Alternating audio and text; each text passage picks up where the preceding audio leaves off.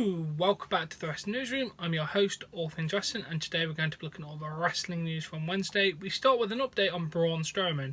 He has underwent a successful surgery in Birmingham, Alabama. He then tweeted a message about the surgery saying, "The countdown to my return and your end starts now. Hashtag TikTok."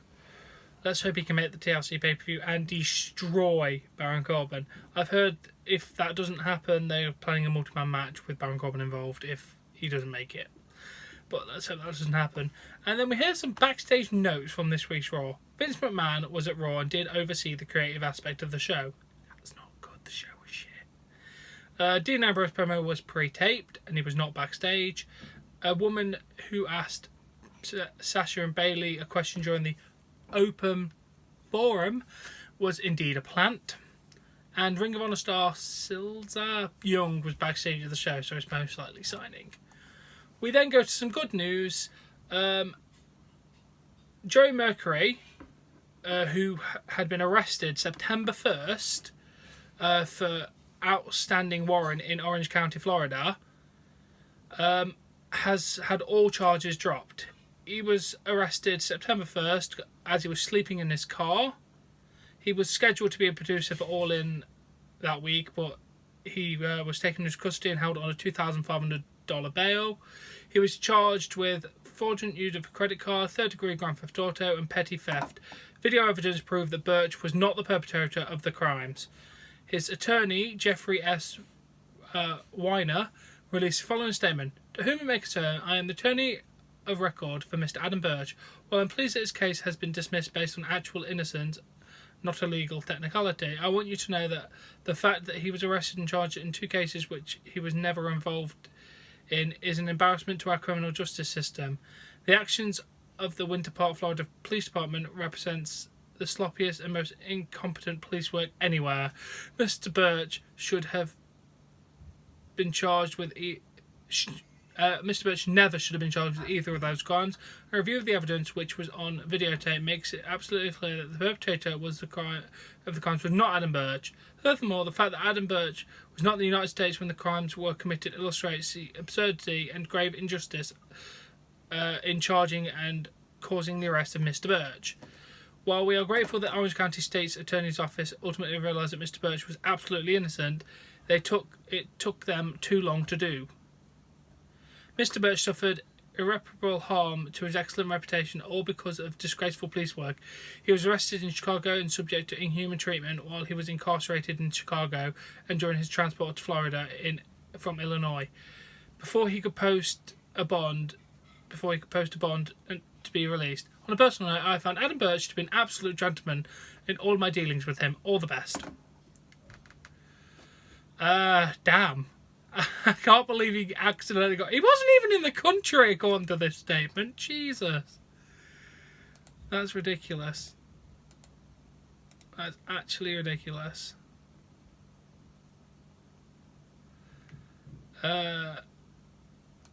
We do have a little bit of a latest update on Ellsworth, while we're at it. Despite going silent on social media, there's still an ongoing fallout from the story that James Ellsworth allegedly sent explicit photos and videos to a 16-year-old fan. Dave Meltzer notes, "Unless there is an explanation that proves this is to be fraud, it looks like a career killer for him."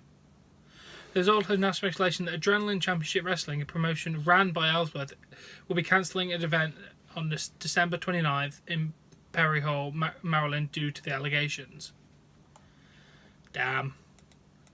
This is just bad with Ellsworth. I really, really, really hope that we get to the bottom of this. I'm not bothered if he's innocent or guilty. That's not my prerogative. I just want to make sure justice goes to whoever is at fault in this situation. Whether Ellsworth did it, so throw the book at him, or if the girl is lying, throw the book at her. But either way, we'll hopefully get answers soon.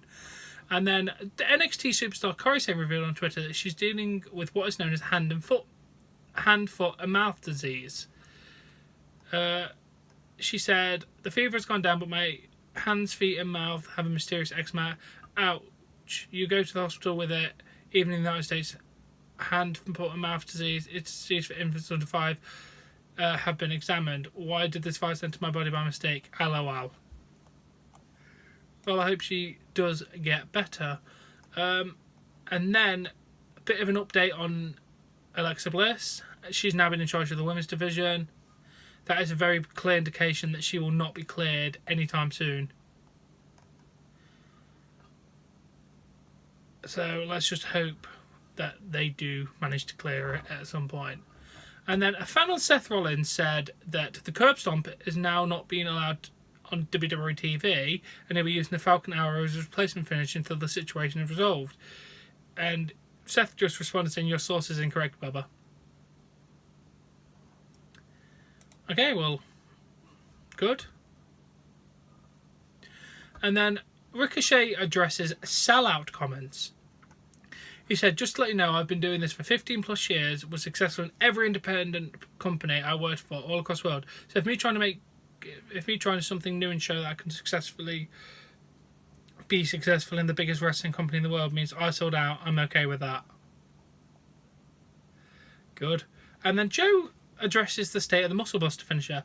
The Muscle Buster is something I use at my pleasure when I choose to. Trust me, when the opportunity arises and the conditions are right, you never know what I'll pull out. Maybe I'm not ready to pull out my arsenal yet.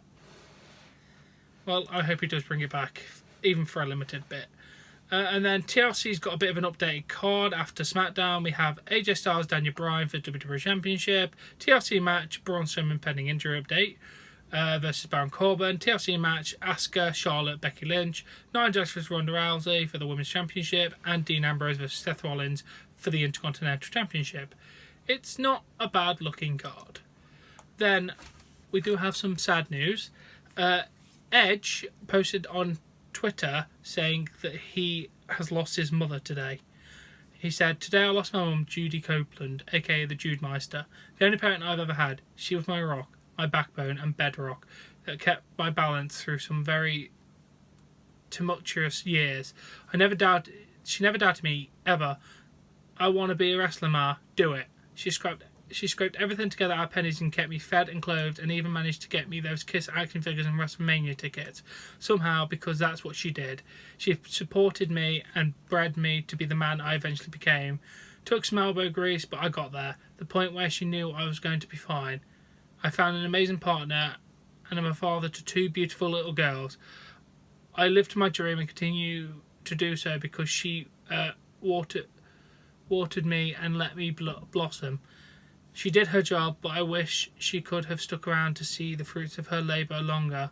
To the very end, she showed me where grit comes from your heart, your spirit, your mama, your flame, your spark, your soul. I can honestly say I don't know anyone who had more. She's free now, and even now, thoughts of her make me smile. That's a life well lived. Hey Jude, take a sad song and make it better. You always did." Wow, that is emotional. All I can say is rest in peace, Judy Copeland, and I send all my condolences to Edge and his family at this very tragic time. Then we go to a very batshit insane story. Kevin Owens wrote the following response to Elton John cancelling his concert that Owens was attending. "Hey, Elton, nobody ruins my wife's and I's date nights except me. You, me, WrestleMania. I fought men in the 70s before I can do it again. Hashtag KO versus Elton. Hashtag KO Mania 4. I can't believe Kevin Owens has challenged Elton John to a wrestling match. That is just batshit insane. And then XFL news, they'll be bringing a team to St. Louis for its revival in 2020. The remaining 8 teams are reportedly going to be announced next week. So we'll be getting some more news going on.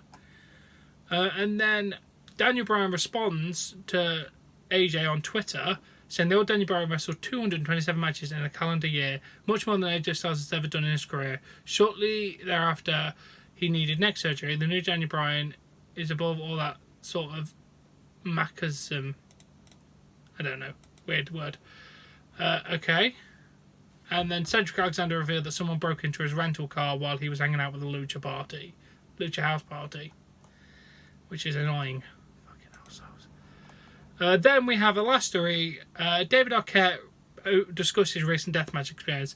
I'm thinking I just cut my neck, and if that's my jugular, I'm going to die. Pretty quickly after that, I exited the ring and had someone look at it. Luke is a dear friend of mine, and his son, who is a fantastic wrestler named Jungle Boy, was wrestling on the same show. We've been friends for over 30 years, so Luke is the one I went to see and look inside the wound. He looked and said no, so I know I didn't cut my main artery or vein. I could feel something was wrong with my neck, but I wanted to finish the match and tell a complete story. It went off the rails a little. I was pretty pissed. It was my fault. I was at fault for it. Once I got cut, some things happened in the ring, and I reacted where we're both at fault for the neck cut, but me defending myself is how it actually happened. I was in the hospital and had to have surgery to sew up my muscle and clean up my wound. It's what it is. I have no hard feelings with Nick Gage, and I hope he doesn't have any with me.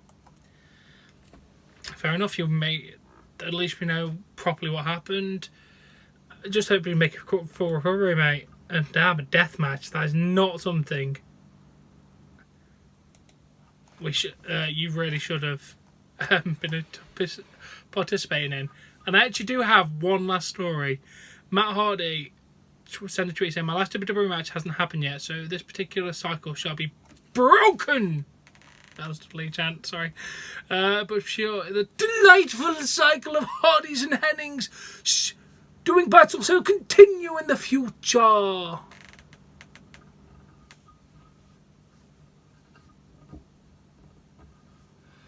It's because he faced Curtis Axel in his last match.